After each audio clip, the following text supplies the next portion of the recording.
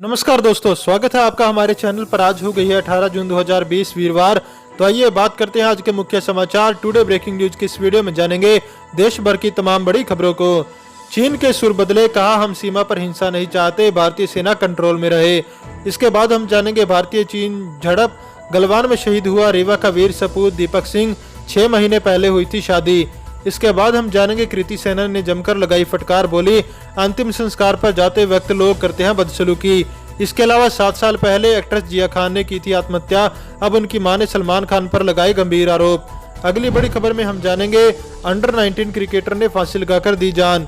दोस्तों, आज की पहली बड़ी खबर में पेश है चीनी बीमारी का बिल्कुल ताजा अपडेट पूरे देश भर से। देश में कोरोना मरीजों की संख्या बढ़कर 3,58,779 हो गई। बुधवार को दिल्ली के स्वास्थ्य मंत्री सत्येंद्र जैन की कोरोना रिपोर्ट पॉजिटिव आई। राजधानी में कोरोना की जांच फीस 2,400 रुपए रखी गई है।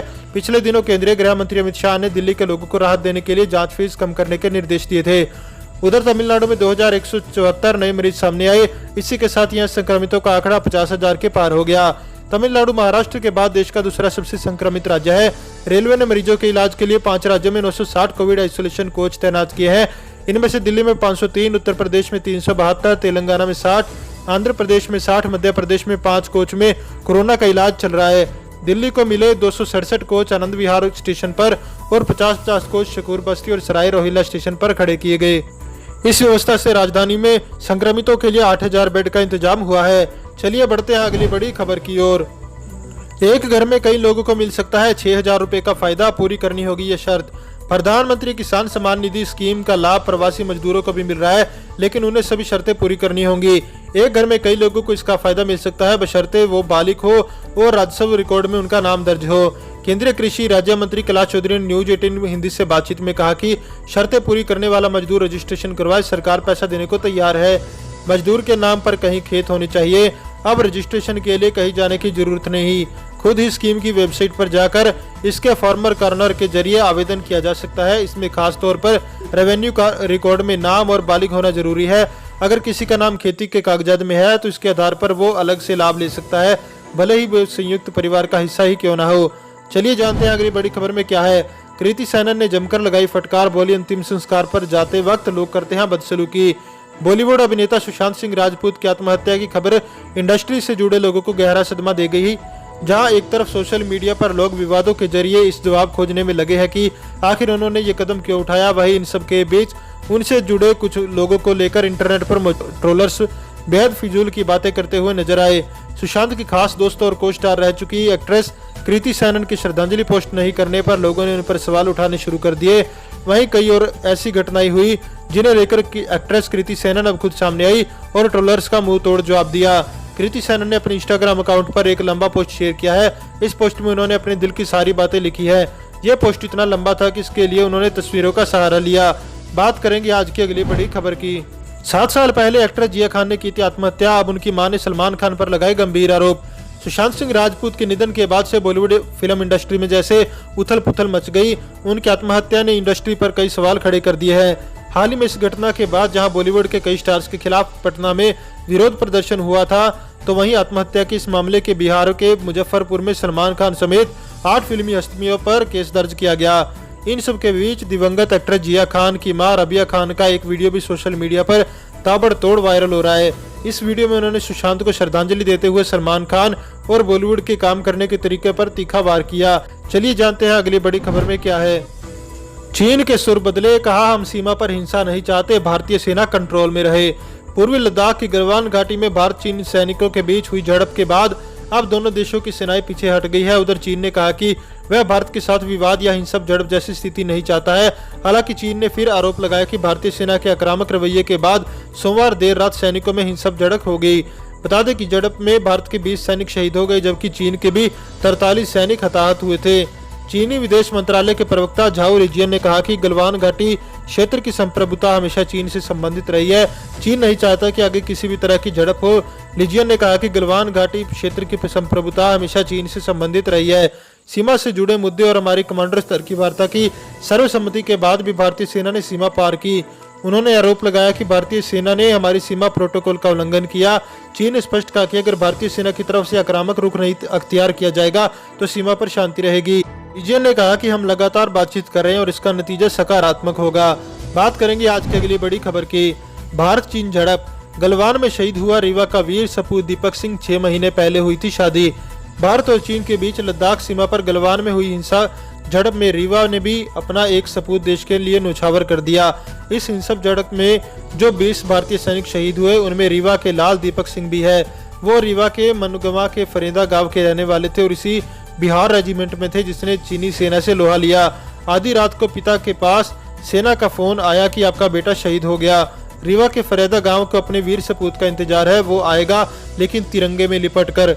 दीपक गलवान में भारत चीन के बीच हुई हिंसक झड़प में शहीद हो गया। अभी 6 महीने पहले ही तो दीपक की शादी हुई थी।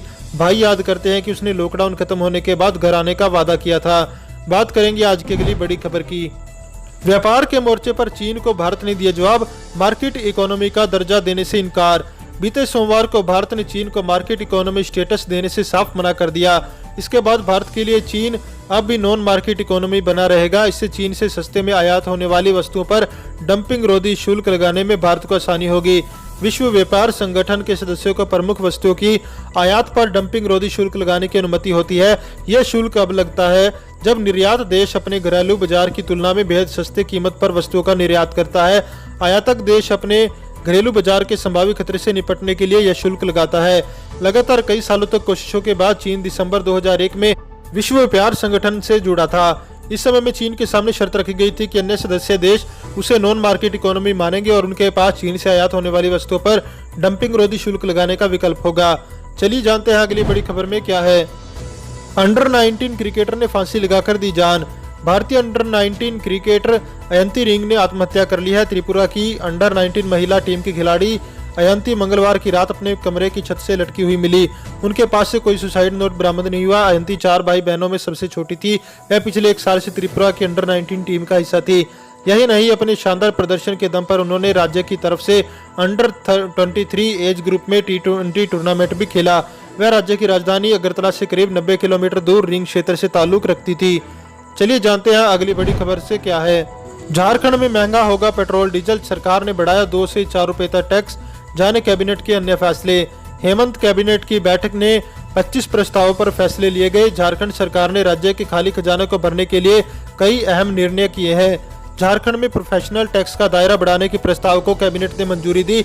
इस फैसले से 5 लाख से 10 लाख तक के टर्नओवर वालों को 1000 प्रति वर्ष, 10 से 25 लाख तक टर्नओवर वालों को 1500 रुपए प्रति वर्ष, 25 लाख से 40 लाख तक के टर्नओवर वालों को 2000 और 40 लाख से ऊपर वालों को 2500 प्रति वर्ष प्रोफेशनल टैक्स देने होंगे। अगली बड़ी खबर में क्या है आइए जानते हैं।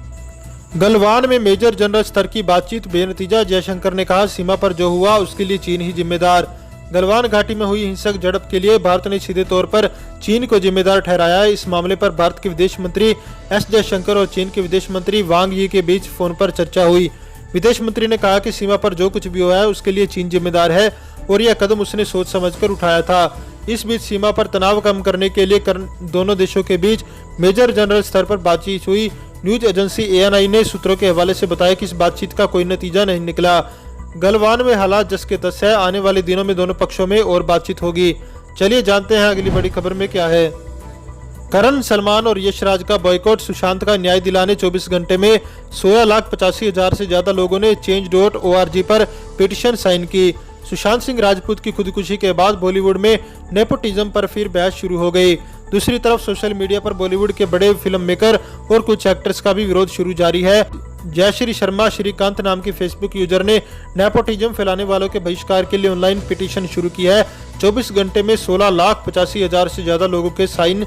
जयश्री ने यह पिटीशन 16 जून को शाम 6:47 पर change.org प्लेटफॉर्म पर शुरू की। इस फेसबुक पर साझा करते हुए लिखा, प्लीज साइन और साझा करें। हम फिल्म इंडस्ट्री में बदलाव ला सकते हैं और बार बार ऐसा कुछ होने से रोक सकते हैं। जयश्री ने 10 लाख साइन का लक्ष्य लेकर यह पिटीशन शुरू की थी। 24 घंटे में इसे 16,85,000 लोग से ज्यादा लोग साइन कर चुके हैं। बात करेंगे आज की अगली बड़ी खबर की। चीन से टकराव के बीच समझे मेड इन इंडिया और असेंबल्ड इन इंडिया में क्या है फर्क। भारत और चीन की सेनाओं के बीच पश्चिमी लद्दाख की गलवान घाटी में तनाव लगातार बढ़ता जा रहा है। सीमा पर सोमवार रात से शुरू हुई हिंसक झड़पों में अब तक 20 भारतीय सैनिक शहीद हो गए, जबकि कई चीनी सैनिक भी हताहत हुए। इस बीच देश में भी चीन के खिलाफ गुस्सा लगातार बढ़ता जा रहा है। लोगों ने चीन सामान का बहिष्कार शुरू कर दिया है। वहीं एक बार फिर मेड इन इंडिया प्रोडक्ट्स को बढ़ावा देने की वकालत शुरू हो गई। इस दौरान कुछ लोगों का कहना है कि मेड इन चाइना के साथ ही चीन के असेंबल्ड इन इंडिया उत्पादों का भी बहिष्कार किया जाना चाहिए। अब सवाल ये उठता है कि इन दोनों में क्या अंतर है।